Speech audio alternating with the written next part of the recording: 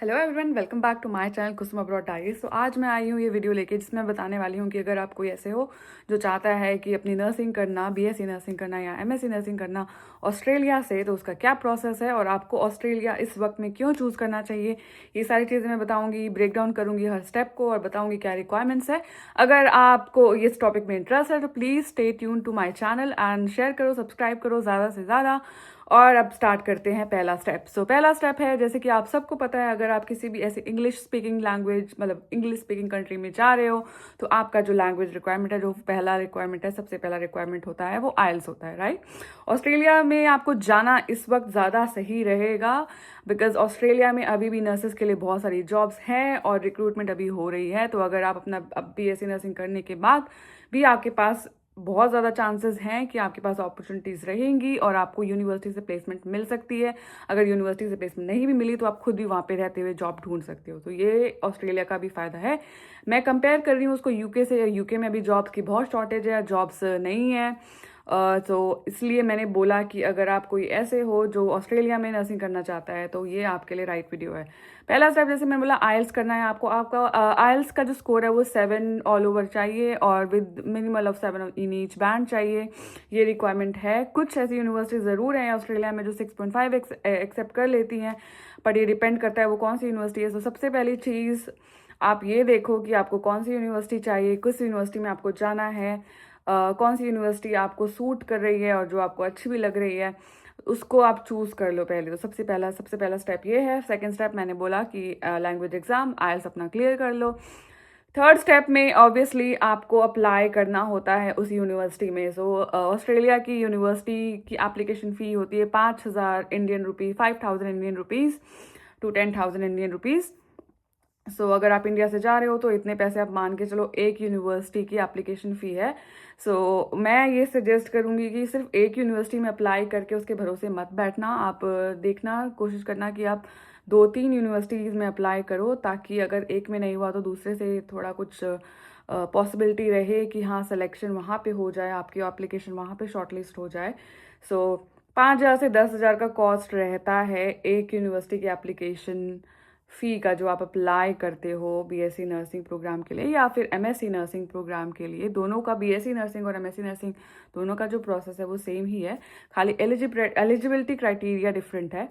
तो ये application fee आप ध्यान रखना और अप्लाई यूनिवर्सिटी शॉर्टलिस्ट करके आप अप्लाई कर सकते हो। अब आप सोच रहे होगे कि मैं अप्लाई करने से पहले मुझे पता होना चाहिए कि मैं एलिजिबल भी हूँ कि नहीं। तो एलिजिबिलिटी क्राइटेरिया है कि आपके पास साइंस होनी चाहिए, फिजिक्स, केमिस्ट्री, बायो ये होनी चाहिए। साइंस से आपकी जो है 12th पास होनी चाहिए, ये उसका क्राइटेरिया है। अगर आपके पास ये है तो आप अप्लाई कर सकते हो इंग्लिश लैंग्वेज टेस्ट पास करने के बाद। एक बार आपने अप्लाई कर दिया तो अब आप सोच रहे होगे एप्लीकेशन फ़ी तो इतनी है, बट आप यूनिवर्सिटी की फ़ी कितनी होगी। यूनिवर्सिटी की फ़ी, जैसे कि मैंने पहले बोला, आप शॉर्टलिस्ट करो यूनिवर्सिटी, 2-3 यूनिवर्सिटी आप देखो कि कौन सी आपको अच्छी लग रही है, कहाँ आपको जाना है। तो उसके अकॉर्डिंग ही फ़ी होती है। यूनिवर्सिटी की फ़ीस ऑस्ट्रेलिया में जो है वो पर ईयर, मैं बोल रही हूँ पर ईयर, वो यूनिवर्सिटी की जो फीस है वो हो सकती है 13.5 लाख, 13 लाख से लेके 19 लाख तक बीएससी के लिए। बीएससी नर्सिंग अगर आप कर रहे हो तो 1 साल की, और यही अगर आप मास्टर्स कर रहे हो तो ये हो सकती है अराउंड 14 लाख से लेके 17-18 लाख तक हो सकती है 1 साल की, ठीक है। डिपेंड करता है यूनिवर्सिटी के। जो मैं ये बता रही हूँ, ये जो नंबर्स बता रही हूँ, ये मैं एक रफ नंबर बता रही हूँ और एवरेज नंबर बता रही हूँ, पूरा अपनी रिसर्च करने के बाद जो मुझे मिला उसके अकॉर्डिंग मैं बता रही हूँ। यूनिवर्सिटी की फ़ी ये होगी। एक बार आपने अप्लाई कर दिया है और आपकी एप्लीकेशन अगर शॉर्ट लिस्ट हो जाती है तो आपको फिर वहाँ से लेटर मिलता है कि आप अपना वीज़ा अप्लाई करो।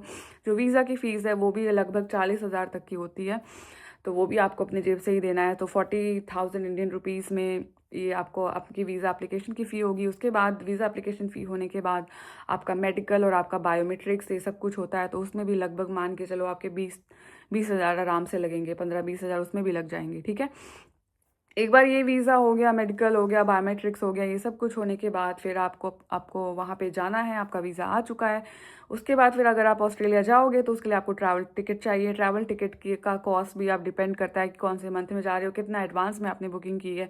मान के चलो 50 से 80 हज़ार, मैं कम बोल रही हूँ, इससे ज़्यादा भी हो सकता है, 50 से 80 हज़ार इंडियन रुपीज़ हो सकता है इतना आप टिकट का प्राइस मान के चलो। अब सिर्फ टिकट ही नहीं है, वहाँ पे जाओगे तो वहाँ पे रहने का अकोमोडेशन देखना है, फिर आपका लिविंग कॉस्ट, ये सब कुछ देखना है। सो लिविंग कॉस्ट और अकोमोडेशन कॉस्ट एक महीने का मान के चलो 1 लाख से 1.5 लाख तक हो सकता है, डिपेंड करता है कि आप कौन सी जगह जा रहे हो। सो ये इनिशियल आपके जो खर्चे हैं, ये सारे खर्चे होंगे, ठीक है। ये इसमें लिविंग कॉस्ट और अकोमोडेशन कॉस्ट मैंने लगाया है। फूड का कॉस्ट भी इसमें आपका लगा हुआ है। सो एक महीने का लगभग 1 लाख से 1.5 लाख या 1.2 लाख हो सकता है। ये सब कुछ आपका इतना खर्चा हो सकता है। अगर आप ऐसे अगर मन बना रहे हो तो ये सारी चीज़ों के लिए आप सोच लेना।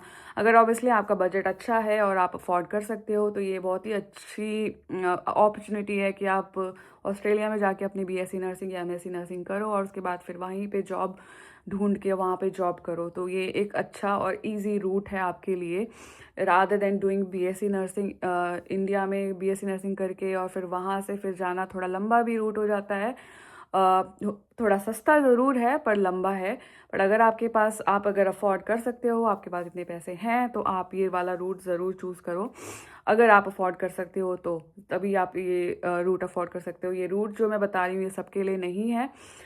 सो ये है प्रोसेस। इसके बाद फिर क्या होगा, आप अपना 3 इयर्स का जो वो कोर्स कर लोगे, उसके बाद फिर आपको जो रजिस्टर्ड नर्स का जो रजिस्ट्रेशन है इन दी ऑस्ट्रेलिया मिल जाएगा।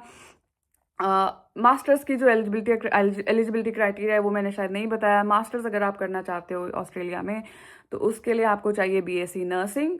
बीएससी नर्सिंग अगर आपके पास है तो आप मास्टर्स के लिए अप्लाई कर सकते हो। मस्ट है, आपको बीएससी नर्सिंग होना ही चाहिए। अगर आप ऑस्ट्रेलिया में एमएससी नर्सिंग करना चाहते हो तो आपके पास बीएससी नर्सिंग की डिग्री होनी चाहिए। थोड़ा बहुत एक्सपीरियंस है तो वो बहुत ही अच्छी बात है। शायद 1 ईयर का एक्सपीरियंस अच्छा रहेगा आपके लिए।